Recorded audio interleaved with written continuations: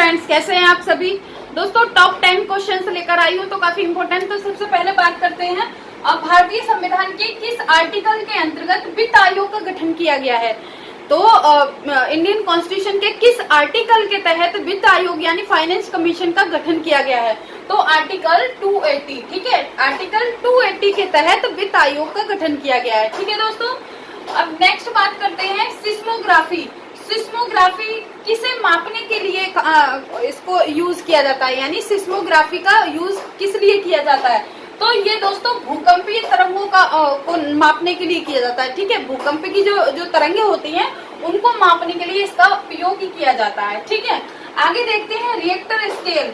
Richter scale का उपयोग किसके लिए किसके मापने के लिए किया जाता है। तो भूकंप की तीव्रता, ठीक है, भूकंप की तीव्रता को मापते हैं। कैसे देखते हैं, कैसे मापते हैं, तो रिएक्टर स्केल के द्वारा उसको मापते हैं। जैसे 2.2 या 2.3, 2.7 है ना। तो ये जो अलग अलग लेवल के जो भूकंप आते हैं, अर्थ क्यूब जो आते हैं, तो उसकी तीव्रता जो है, तीव्रता का हमें कैसे पता चलता है, वो रिएक्टर स्केल के थ्रू हमें पता चलता है। ठीक है, तो सबसे हाईएस्ट जैसे माना जाता है तो 7 या 9 या 10 जो भूकंप जो आता है वो एकदम बहुत ज्यादा विनाशकारी जो होता है, तो उसकी जो तीव्रता जो नापते हैं वो तो रिएक्टर स्केल के माध्यम से मापते हैं। ठीक है, नेक्स्ट देखते हैं सिंधु सभ्यता का पत्तन नगर यानी बंदरगाह कौन सा था। ठीक है, तो सिंधु सभ्यता को दोस्तों इसे हड़प्पा सभ्यता भी बोलते हैं,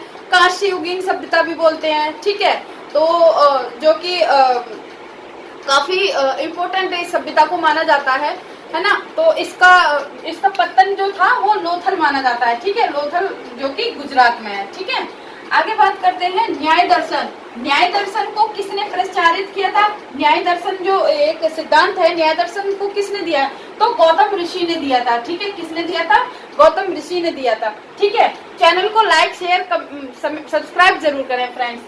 आगे बात करते हैं भारतीय संगीत, यानी भारतीय संगीत का आदि ग्रंथ किसे कहा जाता है। यानी भारतीय संगीत का आदि ग्रंथ किसे कहा जाता है, तो दोस्तों सामवेद को कहा जाता है। ठीक है, सामवेद।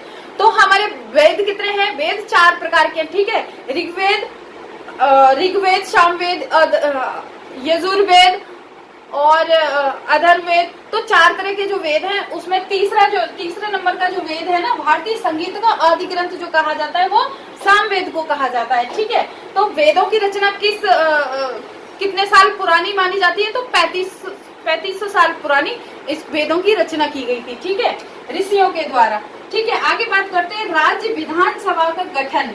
राज्य विधानसभा का गठन संविधान के किस अनुच्छेद के अंतर्गत आता है, तो आर्टिकल 170। ठीक है, आर्टिकल 170 के तहत राज्य में विधान सभा का गठन आता है। ठीक है, आगे बात करते हैं भारत की सबसे लंबी नदी, यानी भारत की सबसे लंबी नदी किसको माना जाता है, तो गंगा नदी। ठीक है, गंगा नदी जो है वो भारत की सबसे लंबी लार्जेस्ट जो रिवर है वो इंडिया की वो गंगा है। ठीक है, इसकी कितने किलोमीटर की मतलब कितनी लंबी है, तो 2525। ठीक है, 2525 किलोमीटर की दूरी पर है ये, मतलब काफी लंबी है ये इंडिया की। आगे बात करते हैं भारत में सबसे ऊंची पर्वत श्रेणी जो बोलते हैं, पर्वत जो ऊंची चोटी जो माना जाता है वो किसको माना जाता है, गॉडविन ऑस्टिन। ठीक है, गॉडविन ऑस्टिन को ही दोस्तों K2 के नाम से भी जाना जाता है। ठीक है, आगे बात करते हैं कि भारतीय संविधान के किस अनुच्छेद में अस्पृश्यता का अंत संबंधी प्रावधान किया गया है। मतलब अस्पृश्यता यानी अबॉलिशन ऑफ अनटचेबिलिटी किस आर्टिकल के अंतर्गत आता है, तो आर्टिकल 17 में आता है। ठीक है, आर्टिकल 17। ठीक है दोस्तों, तो एक क्वेश्चन है जो है वो आप कमेंट करके जरूर बताएं। एक क्वेश्चन है कि 6 दिसंबर को परिनिर्वाण दिवस किसके रूप में मनाया जाता है, मतलब किसका मनाया जाता है। क्या गांधी का मनाया जाता है, क्या डॉक्टर अंबेडकर का मनाया जाता है, या गौतम बुद्ध का मनाया जाता है, या APJ अब्दुल कलाम का मनाया जाता है। तो कमेंट करके जरूर बताएं। आई होप सेशन पसंद आया होगा, तो चैनल को लाइक करें, शेयर करें, सब्सक्राइब करें। Thank you so much for watching.